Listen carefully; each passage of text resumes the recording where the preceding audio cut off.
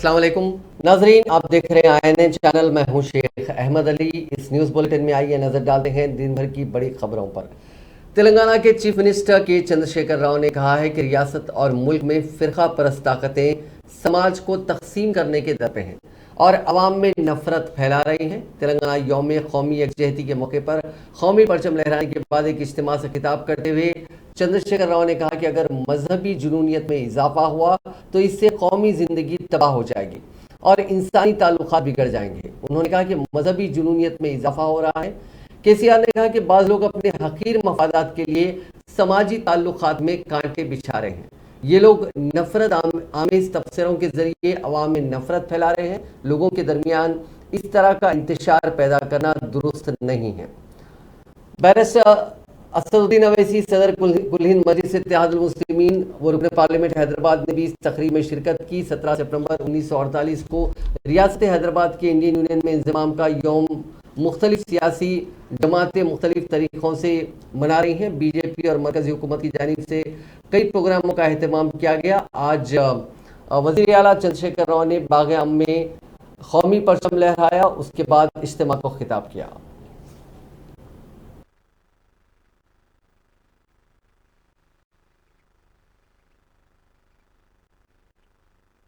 జాతీయ సమైక్యత వజ్రోత్సవాల సందర్భంగా చిరస్మరణీయులైన ఆనాటి వీర యోధులందరినీ పేరు పేరున తలుచుకోవడం మనందరి కర్తవ్యం. ఆదిలాబాద్ అడవులో తుడుమ్మోత మోగించి అడవి బిడ్డలను ఒకటి చేసి జల్ జంగల్ జమీన్ నినాదంతో సింహగర్జన చేసిన ఆదివాసీ యోధుడు కుమరం భీం సాహసాన్ని మనందరం కూడా సగౌరవంగా తలుచుకుందాం. భూస్వాముల ఆగ్రహాలకు బలైపోయిన దొడ్డి కొమరయ్య అమరత్వాన్ని వినమ్రంగా గుర్తు చేసుకుందాం. తన సొంత భూమి 100 ఎకరాలను పేద ప్రజలకు పంచిన త్యాగశీలి, రైతాంగ పోరాటానికి తిరుగులేని నాయకత్వాన్ని అందించిన వీరాగ్రేసరుడు, మొదటి సార్వత్రిక ఎన్నికల్లో జవహర్లాల్ నెహ్రూ కన్నా అధిక మెజార్టీని సాధించిన మహానాయకుడు రావి నారాయణ రెడ్డికి ఘనమైన నివాళులు అర్పిద్దాం. లోకమాన్య బాల గంగాధర్ తిలక్ ప్రేరణతో రాజకీయాల్లో అడుగుపెట్టి హైదరాబాద్ స్టేట్ కాంగ్రెస్ ను స్థాపించి PV నరసింహారావు వంటి ఎంతో మంది నాయకులను तीर्चिदिद्दिन स्वामी रामानंद तीर्थनु। तेलंगाना भर में यौम कौमी यकजहती तकारीब मनाई गई। रियासती वज़रान ने अज़ला में कौमी परचम लहराया और खिताब किया। वज़ीर तारक रामाराव ने राजन्ना सिलसिला जिला कलेक्ट्रेट दफ्तर के अहाते में कौमी परचम लहराया। जनगांव ज़िले में वज़ीर दयाकर राव ने कलेक्टर ऑफिस में कौमी परचम लहराया और पुलिस की सलामी ली। उन्होंने शोहदा की कुर्बानियों को याद किया जिन्होंने तेलंगाना के लिए अपनी जानें दी। वजीर श्रीनिवास यादव ने मिदक कलेक्ट्रेट में कौमी परचम लहराया। जगतियाल जिले में MLA विद्यासागर राव ने कैंप ऑफिस में परचम कुशाई की। उन्होंने मेटपल्ली और कोरटला म्यूनसिपल दफातर में परचम कुशाई के प्रोग्राम में हिस्सा लिया। नागर कर्नूल जिले में गवर्नमेंट विप गोवला बार राजू ने अचमपेट में MLA कैंप ऑफिस में कौमी परचम लहराया और डॉक्टर अम्बेडकर के मुजस्समे पर फूल चढ़ाकर खिराज अकीदत पेश किया। महबूबाबाद जिले के NTR स्टेडियम में वजीर सत्यवती राठौर ने कौमी परचम लहराया, जबकि पेदपल्ली जिले के रामागुंडम और सिंगरेनी इलाके में भी कौमी यकजहती तेलंगाना तकरीब मनाई गई। तेलंगाना यौमी यकजहती की तकरीब DGP दफ्तर लकड़ी का पुल में भी मुनक्किद की गई। रियासती DGP महेंद्र रेड्डी ने कौमी परचम लहराया।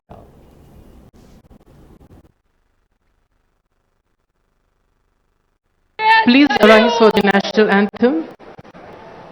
Salami Shastra.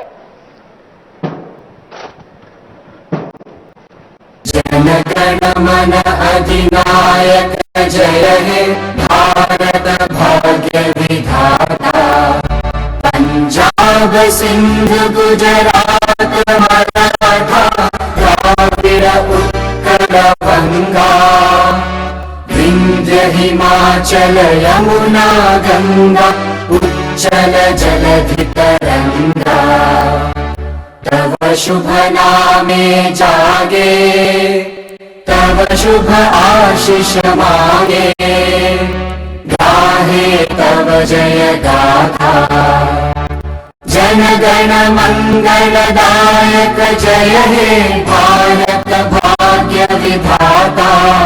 जय हे जय हे जय हे जय जय जय जय हे। ప్రజల ఆధ్వర్యంలో రాష్ట్ర ప్రభుత్వం సహకారంతో నిర్వహించుకోవడం జరిగింది. దానికి కొనసాగింపుగానే ఈరోజు జాతీయ సమైక్యత వజ్రోత్సవాలను కూడా నిర్వహించుకుంటున్నాం. భారతదేశంలో ఈరోజు కనిపిస్తున్న పరిపాలనా స్వరూపం మునుపు లేదు. స్వాతంత్రం పొందిన సమయంలో దేశం 2 రకాల పరిపాలనా ప్రాంతాలుగా ఉండేది. బ్రిటిష్ వాళ్ళు ప్రత్యక్షంగా పరిపాలించిన బ్రిటిష్ ఇండియా ఒక భాగం అయితే, స్వదేశీ రాజుల పరిపాలనలో ఉన్న సంస్థానాలు రెండవ భాగం. గౌరవనీయులు జాతిపిత మహాత్మా గాంధీ నెలకొల్పిన సామరస్య విలువల వల్ల, జవహర్లాల్ నెహ్రూ కల్పించిన విశ్వాసం వల్ల, మౌలానా అబుల్ కలాం ఆజాద్ పాదుగొల్పిన మతాతీత దేశభక్తి వల్ల దేశానికి తొలి హోంమంత్రి అయిన సర్దార్ वल्लभभाई पटेल प्रदर्शिंచిన చాకచ मरकजी वजीर दाखिला अमित शाह ने कहा कि तमाम पार्टियां तेलंगाना की यौम आज़ादी तकरीब सरकारी तौर पर मुनक़िद करने इतने बरसों तक डरती रहीं, लेकिन वजीर आज़म नरेंद्र मोदी ने इस साल हैदराबाद लिबरेशन डे मनाने की हिदायत दी है। उन्होंने सिकंदराबाद परेड ग्राउंड में मरकजी वजारत सियाहत व सकाफत के साथ माफ़ कीजिएगा मरकजी वजारत सियाहत और सकाफत के ज़ेर तमाम हैदराबाद लिबरेशन डे के प्रोग्राम में मेहमान खुसूसी की हैसियत से शिरकत की। इस मौके पर अमित शाह ने सबसे पहले शहीदों को खिराज अकीदत पेश किया, जिसके बाद उन्हें मुसल्लह अफवाज की जानिब से सलामी पेश की गई। बाद अज़ा मुनक़िदा तकरीब तक खिताब करते हुए अमित शाह ने कहा कि रियासत हैदराबाद कर्नाटक के कुछ हिस्सों और महाराष्ट्र को 17 सितंबर को आज़ादी मिली। सरदार वल्लभ भाई पटेल की कोशिशों से इस खित्ते के लोगों को निज़ाम की हुक्मरानी से निजात मिली। पूरे मुल्क की आज़ादी के 1 साल बाद हैदराबाद के लोगों को आज़ादी मिली। सरदार पटेल ने ऑपरेशन पोलो के जरिए निज़ाम और रजाकारों के अड्डों का खात्मा किया। इस जद्दोजहद में कई लोगों ने अपनी जानें कुर्बान की। अमित शाह ने रियासत की हुक्मरान जमात TRS को बिलवास्ता तनकीद का निशाना बनाते हुए कहा कि यौम आज़ादी तेलंगाना की तकरीब वोट बैंक की सियासत की वजह से नहीं मनाई गई, जबकि यौम तेलंगाना आज़ादी सरकारी तौर पर मरकज के जरिए मनाया जा रहा है। माजी में तमाम जमातें यौम आज़ादी के इनेकाद से खौफजदा थीं, लेकिन मरकज 1 साल तक हैदराबाद लिबरेशन डे का एहतमाम करेगा। मरकजी वज़ीर दाखिला अमित शाह ने यौम आज़ादी तेलंगाना के मौके पर रियासत के अवाम को मुबारकबाद दी।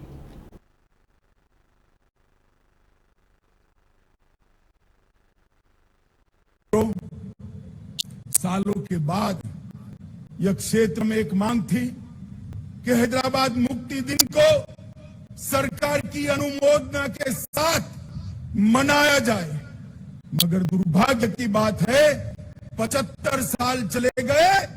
जिन्होंने यहां पर शासन किया उन्होंने वोट बैंक की राजनीति के कारण हैदराबाद मुक्ति दिन मनाने का साहस नहीं किया। वादे तो अनेक लोगों ने किए, चुनावों में वादे किए, आंदोलनों में वादे किए, मगर सत्ता पर आते ही रजाकारों की भय से पलट गए।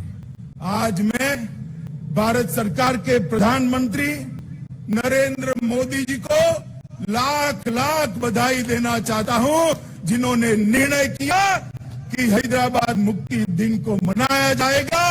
और मुझे आश्चर्य भी नहीं है, आनंद है इस बात का कि जैसे ही मोदी जी ने घोषणा की अब सब लोग हैदराबाद मुक्ति दिन मनाते तो है, मगर नाम हैदराबाद मुक्ति दिन नहीं देते हैं। अभी भी जहन में डर है। मैं कहना चाहता हूं उन लोगों को, अपने दिल से वो डर उखाड़ कर फेंक दो। अब रजाकार इस देश का निर्णय नहीं कर सकते। इस देश को आजादी मिले 75 साल हो गए। मित्रों, आज मैं फिर से बार मोदी जी को बहुत बहुत बधाई देना चाहता हूं, क्योंकि कर्नाटक, महाराष्ट्र और मेरे प्रिय तेलंगाना के सभी जनता की मन की भावना को समझते हुए इन्होंने ये हैदराबाद मुक्ति दिन मनाने का निर्णय किया। रजाकारों ने अपना डर खड़ा करने के लिए ढेर सारे नए नए कानून लगाए, चाहे विधायी का अधिकार हो, निजाम की निजी संपत्ति को निजी घोषित करना हो, सार्वजनिक कार्यक्रमों पर पाबंदी लगानी हो, हिंदुओं को मफूसा और गैर मफूसा के वज़ीर आला तेलंगाना चंद्रशेखर राव मरकजी वजारत सयाहत की जानिब से शहर हैदराबाद में मनाई गई यौम इंज़माम हैदराबाद की तकरीब से दूर रहे। इस तकरीब में महाराष्ट्र के वज़ीर आला एकनाथ शिंदे और कर्नाटका के वज़ीर ट्रांसपोर्ट बी श्रीरामुलु ने शिरकत की। साथ ही मुख्तलिफ फनकारों ने अपने फ़न का मुजाहरा किया। पहली मरतबा मरकज़ी हुकूमत की जानिब से सरकारी तौर पर यह तकरीब मनाई जा रही है, जिसमें 3 रियासतों तेलंगाना, कर्नाटका और महाराष्ट्र के वज़ीर आला को शिरकत के लिए मदऊ किया गया था। ताहम वज़ीर आला तेलंगाना केसीआर ने इस तकरीब में शिरकत नहीं की। उन्होंने रियासती हुकूमत की जानिब से मनाए गए यौम कौमी यकजहती में शिरकत की और खिताब किया। तेलंगाना लिबरेशन डे की तकरीब में शिरकत के लिए हैदराबाद आने वाले मरकजी वजीर दाखिला अमित शाह के काफिले के दरमियान एक कार आने की वजह से हल्की सी सनसनी फैल गई। कुछ देर के लिए काफिले में खलल पड़ा, जिसके बाद वजीर दाखिला के सिक्योरिटी अमले ने उस कार के शीशे तोड़ दिए। ये वाकया हरिता प्लाजा के पास पेश आया। ये कार टीआरएस लीडर श्रीनिवास की बताई गई है। उन्होंने कार काफिले के दरमियान में आने से मुतालिक रद्द-ए-अमल जाहिर किया। उन्होंने कहा कि दानिस्ता तौर पर उन्होंने कार दरमियान में नहीं खड़ी की, बल्कि उनकी कार के सामने की कार की रफ्तार अचानक कम हो गई, जिसकी वजह से वो आगे नहीं बढ़ सके। इस दौरान अमित शाह का काफिला वहां पहुंचा। अमित शाह के काफिले को रोकने की कोशिश का इल्जाम लगाते हुए बीजेपी के रुकने राज्यसभा डॉक्टर के लक्ष्मण ने टीआरएस को शदीद तनकीद का निशाना बनाया। उन्होंने कहा कि सिक्योरिटी की नाकामी पर रियासती हुकूमत को ओहदेदारों के खिलाफ फौरी कार्रवाई करनी चाहिए। डॉक्टर लक्ष्मण ने कहा कि गुज़िश्ता हफ्ते गणेश विसर्जन के मौके पर भी आसाम के चीफ मिनिस्टर के साथ इसी तरह का वाकया पेश आया था। मरकजी वज़ीर दाखिला अमित शाह ने तेलंगाना बीजेपी के कायदीन से मुलाकात की। उन्होंने बीजेपी के रियासती सरबराह बंडी संजय, बीजेपी के रियासती उमूर के इंचार्ज तरुण चुग के साथ दीगर कायदीन सुनील बंसल, विवेक वेंकट स्वामी, अरविंद रघुनंदन राव, राजगोपाल रेड्डी के लक्ष्मण से तफसीली तौर पर मुख्तलिफ उमूर पर तबादला ख्याल किया। मुनुगुरु असेंबली हल्के के ज़मीनी इंतखाब, पार्टी को मुस्तहकम करने के लिए मुनक़िद किए जाने वाले प्रोग्रामों पर तबादला ख्याल किया गया। दूसरी जानिब बैडमिंटन कोच पुलेला गोपीचंद ने अमित शाह से मुलाकात की। गोपीचंद ने कहा कि उन्होंने सिर्फ खेलों पर बात की है, सियासत पर बात नहीं की। हैदराबाद रियासत के हिंद यूनियन में इंज़माम की याद के मौके पर रियासत भर में कई तकारीब मनाई गई। ताहम इसी दौरान रियासती दारुलहुकूमत हैदराबाद में मरकजी हुकूमत से सवाल पूछते हुए कई बड़े बड़े पोस्टर्स और होर्डिंग्स लगाए गए। उन होर्डिंग्स जिनको नामालूम अफराद ने लगाया है, उसमें मरकज से पूछा गया कि यौम आज़ादी गोवा की तकरीब मनाने के लिए गोवा को मरकज की जानिब से 300 करोड़ रुपए दिए गए, तो फिर यौम आज़ादी तेलंगाना मनाने के लिए रियासत को 1 रुपया भी क्यों नहीं दिया गया? अमित शाह जी, क्या आप तेलंगाना के लिए भी ऐलान करेंगे? ये तमाम होर्डिंग्स मुख्तलिफ चौराहों पर लगाए गए जो अंग्रेजी जबान में थे। एक ऐसे ही होर्डिंग में 40% कमीशन का इस्तकबाल है लिखा गया। ये होर्डिंग्स और पोस्टर्स एक ऐसे वक्त लगाए गए जब मरकजी वजारत सयाहत की जानिब से मनाए जाने वाले यौम इंज़माम हैदराबाद की तकरीब में शिरकत के लिए मरकजी वज़ीर दाखिला अमित शाह हैदराबाद में मौजूद थे। साबिक नायब सदर जमहूरिया एम वेंकैया नायडू ने कहा है कि नौजवानों को चाहिए कि सरदार पटेल के काम से जज्बा हासिल करें। हम सबको मुल्क की यकजहती के लिए पाबंद अहद होना चाहिए। ये एक तारीखी दिन है क्योंकि मुल्क की आज़ादी के बाद तमाम रियासतों का इंतजाम किया जा रहा था। सरदार पटेल की मसाई से हैदराबाद रियासत हिंदुस्तान में जम की गई। उन्होंने यौम इंज़माम हैदराबाद के मौके पर तेलंगाना असेंबली के सामने सरदार पटेल के मुजस्समे पर गुलहाए अकीदत पेश किए। उन्होंने इस मौके पर मीडिया से बात करते हुए कहा कि सरदार पटेल ने मुल्क के इत्तेहाद के लिए काम किया था। उन्होंने कहा कि हमें जात और मजहब देखे बगैर मुल्क के इत्तेहाद के लिए काम करना और आगे बढ़ना चाहिए।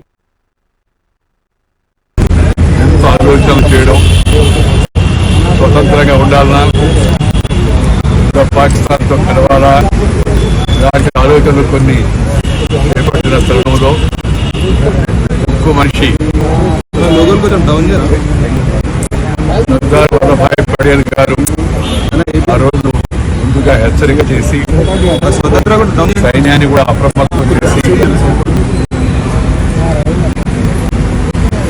ఇక్కడ జరుగుతున్న అన్యాయాలు, రాసిం రెడ్డి అనుచరులు ముఖ్యంగా తెలంగాణ ప్రాంతంలో ప్రజాకారాలు ప్రోత్సహించి ప్రజలపై చేస్తున్నటువంటి దౌర్జన్యాలు, వీటన్నిటిని దృష్టిలో పెట్టుకుని గట్టి చర్యకు ఉపక్రమించిన సందర్భంగా హైదరాబాద్ సంస్థాన అధ్యక్షుడు వెళ్లిపోయి ఆఖరికి భారతదేశంలో మిగతా వారితో పాటు విలీనం కావడం కోసం ఆలస్యంగా అంగీకరించింది.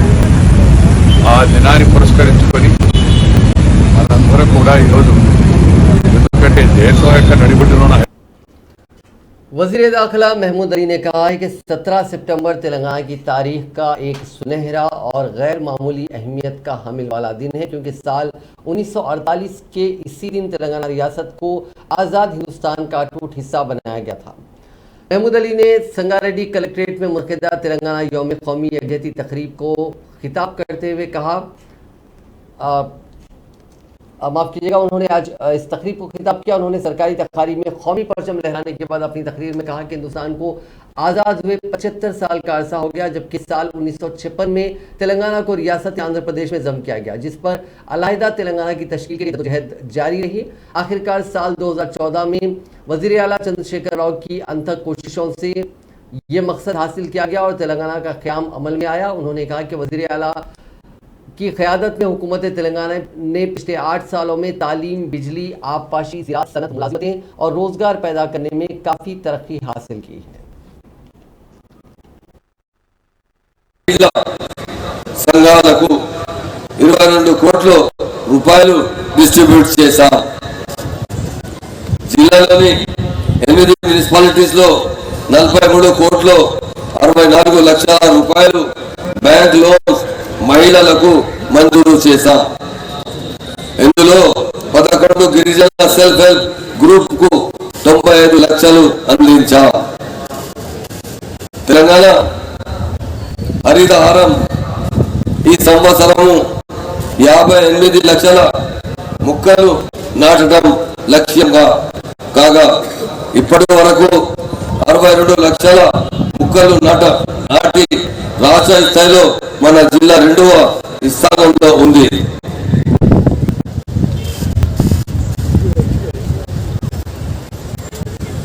గ్రామాల అభివృద్ధి కోసము పల్లె ప్రగతి కార్యక్రమం ద్వారా జిల్లాకు 2019 నుండి ఇప్పటి వరకు వివిధ గ్రాంట్ల రూపంలో 473 కోట్ల 68 లక్షలు విడుదల చేశాం.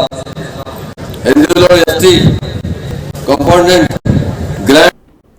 राजीव गांधी सद्भावना यात्रा कमोमरेशन कमेटी की जानिब से तारीखी 4 मीनार के रूबरू हैदराबाद का यौम इंजमाम मनाया गया। इस मौके पर कांग्रेस के सीनियर कायद और कमेटी के चेयरमैन जी निरंजन और दीगर कायदीन ने शिरकत की।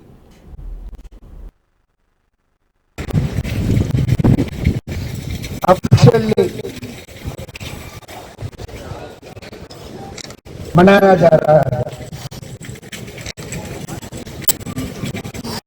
महाराष्ट्र में और कर्नाटका में 1948 से इसे ऑफिशियली स्टेट गवर्नमेंट की तरफ से मनाया जा रहा था, मगर क्या वजह है उसका तो पता नहीं। अपन भी तेलंगाना कांग्रेस पार्टी ग्रुप की तरफ से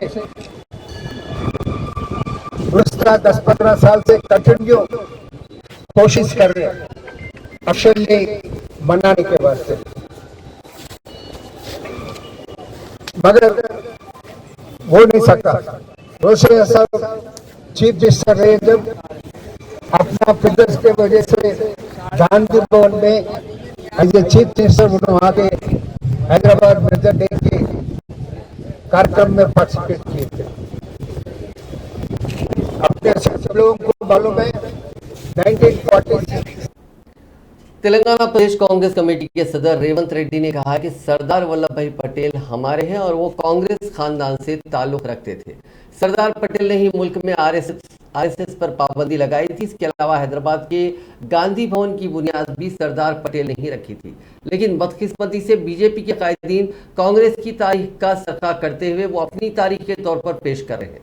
गांधी भवन में मुनक़िदा यौम आज़ादी तेलंगाना तकरीब से खिताब करते हुए रेवंत रेड्डी ने मरकज़ की बीजेपी और रियासत की टीआरएस हुकूमत को शदीद तनकीद का निशाना बनाया। उन्होंने कहा कि उस वक्त के वजीर आजम पंडित जवाहरलाल नेहरू की हिदायत पर ही सरदार पटेल ने हैदराबाद में ऑपरेशन पोलो के जरिए उस रियासत को इंडियन यूनियन में जम करवाया था। उन्होंने कहा कि जदोजहद आज़ादी या फिर हैदराबाद की आज़ादी से बीजेपी और टीआरएस का कोई ताल्लुक नहीं है, लेकिन ये दोनों जमातें अपने आप को तारीख का हिस्सा करार दे रही हैं, जो बाइस शर्म है। रेवंत रेड्डी ने मरकजी हुकूमत की जानिब से 8 साल बाद हैदराबाद लिबरेशन डे को 1 साल तवील तकारीब के तौर पर मनाने के फैसले पर शदीद तनकीद की और सवाल किया कि गुजरात के जूनागढ़ को भी हैदराबाद के साथ आज़ादी मिली थी, ऐसे में मरकजी हुकूमत जूनागढ़ की तकारीब को सरकारी तौर पर क्यों मुनक्किद नहीं कर रही है। रेवंत रेड्डी ने कहा कि तेलंगाना की मुसल्लह जदोजहद की तरह आज के हुक्मरानों के खिलाफ भी आवाज उठाने की जरूरत है। उन्होंने तेलंगाना के अवाम को मशवरा दिया कि वो बीजेपी और टीआरएस की साजिशों का मुंह तोड़ जवाब दें। रेवंत रेड्डी ने कहा कि बीजेपी तारीख को तोड़ मरोड़ कर पेश करते हुए मज़ाहिब के दरमियान तफरका पैदा करते हुए सियासी मफाद हासिल करने की कोशिश कर रही है। इससे अवाम को चौकस रहने की जरूरत है। ఈ రోజు నేను అడుగుతున్నా, ఈ ప్రాంతంలో సెప్టెంబర్ 17, 1948 ఎట్లయితే హైదరాబాద్ రాష్ట్ర ప్రజలకు స్వేచ్ఛనిచ్చి స్వతంత్రాన్ని ఆనాటి ప్రధానమంత్రి హోంమంత్రి ఇచ్చిండ్రో, అదే విధంగా జూనియర్ కూడా స్వతంత్రాన్ని ఇప్పించి వాళ్ళని స్వేచ్ఛ జీవులను చేసిరు. ఇవాళ ఈ తెలంగాణ ప్రాంతంలో రాజకీయ ప్రయోజనం కోసం, పార్టీని విస్తరించుకోవడం కోసం ముస్లింల మధ్య, హిందువుల మధ్య, మైనారిటీల మధ్య, మెజారిటీల మధ్య చిచ్చు పెట్టి ఈ ప్రాంత ప్రజల యొక్క పోరాటాన్ని, స్ఫూర్తిని రెండు మతాల మధ్యలో పంచాయతీగా చిత్రీకరించి రాజకీయ ప్రయోజనం పొందాలని చెప్పి కొంతమంది దేశ దిమ్మర్లు ఇవాళ గుజరాత్ నుంచి ఇక్కడికి వచ్చారు. ఇవాళ ఈ హైదరాబాద్ స్వతంత్ర ఉత్సవాలను, వజ్రోత్సవాలను జరుపుతున్నామని చెప్పి కేంద్ర హోంశాఖ మంత్రి గారు ఇక్కడికి వచ్చారు. వారిని సూటిగా అడుగుతున్న భారతీయ జనతా పార్టీ నాయకులను, కేంద్ర హోంశాఖ మంత్రిని ఈరోజు నేను సూటిగా ప్రశ్నిస్తున్నా, మీరు నరేంద్ర మోడీ। वजीर इंफॉर्मेशन टेक्नोलॉजी केटी रामाराव ने कहा कि 74 साल पहले एक मरकजी वजीर दाखिला तेलंगाना के अवाम को मुत्तहिद करने और हिंद यूनियन में शामिल करने आए थे, और आज एक मरकजी वजीर दाखिला तेलंगाना के अवाम और उनके रियासती हुकूमत को तकसीम करने और लड़ाने के लिए आए हैं। इसीलिए मैं कहता हूं कि हिंदुस्तान को फैसला कुन पॉलिसियों की जरूरत है, तकसीम की सियासत नहीं। सोशल मीडिया के अहम प्लेटफॉर्म ट्विटर पर सरगर्म तारक रामाराव, जो रियासत की हुक्मरान जमात टीआरएस के कारगुजार सदर व वज़ीर आला चंद्रशेखर राव के फर्जंद हैं, उन्होंने अपने ट्वीट में बिलवास्ता तौर पर मरकजी वजीर दाखिला अमित शाह पर नुक्ताचीनी की, जो मरकजी वजारत सयाहत की जानिब से बनाई गई यौम इंज़माम हैदराबाद की तकरीब में शिरकत के लिए हाजिर हुए थे। वजीर पंचायत राज अरवली दयाकर राव ने कहा कि सिकंदराबाद परेड ग्राउंड्स में वजीर दाखिला अमित शाह और वजीर सयाहत किशन रेड्डी के साथ मिलकर बीजेपी ने यौम आज़ादी तेलंगाना की जिस तकरीब का एहतमाम किया था, वो तकरीब इंतहाई नाकाम रही। मीडिया से बात करते हुए दयाकर राव ने कहा कि बीजेपी की यौम आज़ादी तेलंगाना तकरीब में अवाम की इंतहाई कम तादाद देखी गई। उन्होंने बताया कि तेलंगाना के इंडियन यूनियन में इंजमाम के वक्त मरकजी वज़रा ने जिस तरह इत्तेहाद पैदा करने के लिए काम किया था, आज 75 साल बाद बीजेपी के मरकजी वज़रा अवाम में तफरका पैदा करने के लिए काम कर रहे हैं। उन्होंने कहा कि बीजेपी का तेलंगाना की मुसल्लह जद्दोजहद और जद्दोजहद आज़ादी से कोई ताल्लुक ही नहीं है। इसके बावजूद उस पार्टी के कायदीन तमाम सहरा अपने सर लेने की कोशिश कर रहे हैं। तेलंगाना प्लानिंग बोर्ड के नायब सदर बी विनोद कुमार ने बीजेपी कायदीन को मशवरा दिया कि वो फिरका परस्ती के बीज को तेलंगाना में बोने से बाज आ जाएं। उन्होंने कहा कि मुल्क की आज़ादी की इब्तिदा में उस वक्त के वजीर दाखिला सरदार पटेल ने मुल्क को मुत्तहिद रखने के लिए काम किया था, लेकिन मौजूदा मरकजी वजीर दाखिला अमित शाह मुल्क को मुंतशिर करने में मसरूफ है। उन्होंने कहा कि सरदार पटेल ने मुल्क की आज़ादी के बाद हिंदुस्तान में उस वक्त कायम 540 सल्तनतों को पुरअमन तौर पर इंडियन यूनियन में जम करवाया था, उसमें हैदराबाद रियासत भी शामिल थी। उन्होंने कहा कि 26 जनवरी 1950 को हिंदुस्तानी दस्तूर अमल में आने के बाद सरदार पटेल ने हैदराबाद के निज़ाम मीर उस्मान अली खान को राज प्रमुख भी बनाया था। उन्होंने कहा कि सरदार पटेल फराख दिलाना शख्सियत के मालिक थे, लेकिन बीजेपी के मौजूदा कायदीन नफरत और इम्तियाज अपने दिलों में रखते हैं, जिसकी वजह से मुल्क में आए दिन फिरका वाराना तशद्दुद के वाक़यात पेश आ रहे हैं। उन्होंने कहा कि मजहब पर चलना हिंदुस्तानी दस्तूर ने हर शहरी को बुनियादी हक के तौर पर दिया, लेकिन मजहबी फिरका परस्ती के लिए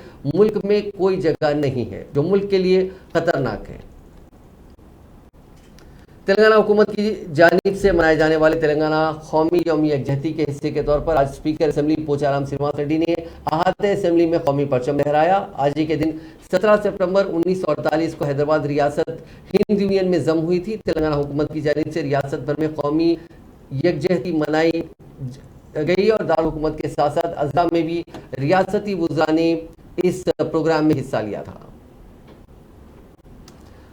रुकने तेलंगाना कानून साज काउंसिल के कवितानी यौम इंज़माम के मौके पर मरकजी वज़ीर दाखिला अमित शाह के दौरे हैदराबाद के पेश नज़र बीजेपी कायदीन से ट्विटर पर सिलसिलावार ट्वीट करते हुए इस्तिफ़सार किया कि तहरीक आज़ादी में आपका क्या किरदार है और इसी तरह हैदराबाद के इंज़माम और तेलंगाना तहरीक में आपका क्या रोल है।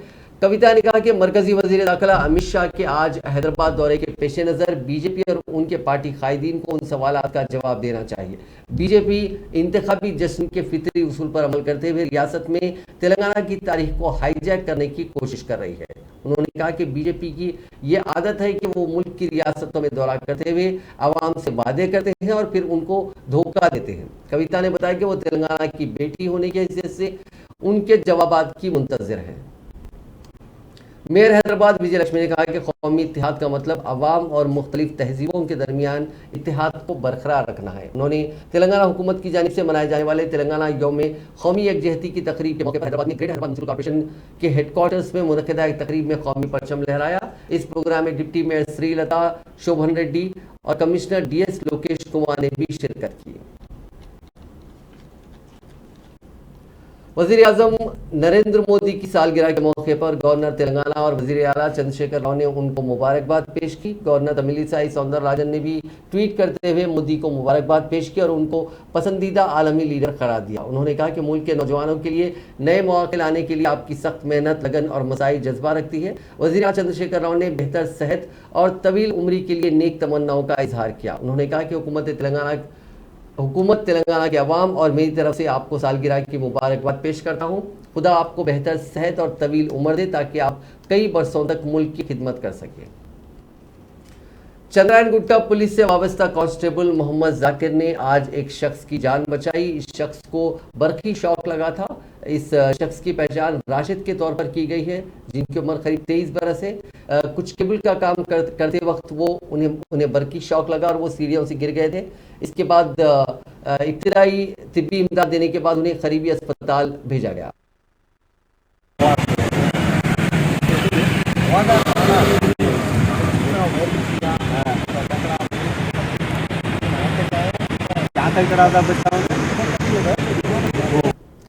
नशे में धुत 3 नौजवानों ने किक बॉक्सिंग के अंदाज में स्विगी के डिलीवरी बॉय पर हमला किया। ये वाकया आज सुबह रच्चाकुंडा कमिश्नरेट के हुदूद में चैतन्यपुरी पुलिस स्टेशन के हुदूद में भवानी नगर चौराहे के पास पेश आया। उन्होंने डिलीवरी बॉय को बचाने की कोशिश करने वाले एक और डिलीवरी बॉय को भी निशाना बनाया। हमले में जख्मी डिलीवरी बॉय किरण को पुलिस ने इलाज के लिए उस्मानिया हॉस्पिटल मुंतकिल किया।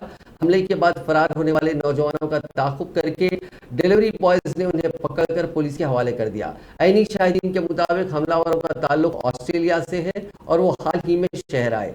हमले के वक्त मकाम वाक़या पर मौजूद एक लड़की ने जो कार में सवार थी, उसने इस मंजर को अपने सेलफोन में कैद कर लिया, जो सोशल मीडिया पर तेजी के साथ वायरल हो गया। पुलिस इस पूरे मामले की छानबीन कर रही है। बेटे की जानिब से लिया हुआ कर्ज चुकाने के लिए माँ बाप को हरासा करने वालों के खिलाफ बंजारा हिल्स पुलिस ने केस दर्ज कर लिया। तफसीलात के मुताबिक बंजारा हिल्स का रहने वाला 31 साल अभिषेक कुमार पेशे से सॉफ्टवेयर इंजीनियर है। उसने 2 लाख रुपए का लोन हासिल किया था। कल लोन देने वाली कंपनी के जिम्मेदारों की जानिब से नौजवान के वालिदैन से फोन पर राब्ता कायम करते हुए कर्ज की रकम अदा करने का मुतालबा करते हुए गाली गलौज की गई और संगीन नताइज का इंतबाह दिया गया। अभिषेक ने इस मामले में बंजारा हिल्स पुलिस से शिकायत की, जिस पर पुलिस ने सेक्शन 509 के तहत मुकदमा दर्ज करके छानबीन शुरू कर दी है। दूसरी शादी का इल्म होने पर एक बीवी ने अपने शोहर की इलेक्ट्रिक पोल से बांधकर पिटाई की और उसके गले में चप्पल का हार पहनाया। ये वाकया तेलंगाना के जिले पेद्दापल्ली के मंथनी मंडल के स्वर्णापल्ली में पेश आया। मकामी खातून अखिला की श्रीकांत से 4 साल खबर शादी हुई थी। शादी के बाद खातून ने एक बच्चे को जन्म दिया। बाद खातून का शोहर घर छोड़कर कहीं और चला गया था, जबकि खातून के घर वाले उसे तलाश कर रहे थे। इस दौरान पता चला कि उसने हन्नमकुंडा में किसी और खातून से दूसरी शादी कर ली। कल उसे वहां से पकड़कर स्वर्णापल्ली लाया गया। बरहम अखिला अपने शोहर को इलेक्ट्रिक पोल से बांध दिया, उसकी पिटाई की और उसके गले में चप्पल का हाथ डालकर अपना गुस्सा निकाला। खातून ने इंसाफ का मुतालबा किया है। नाजरीन, इस न्यूज बुलेटिन में बस इतना ही। आप देखते रहिए INN चैनल।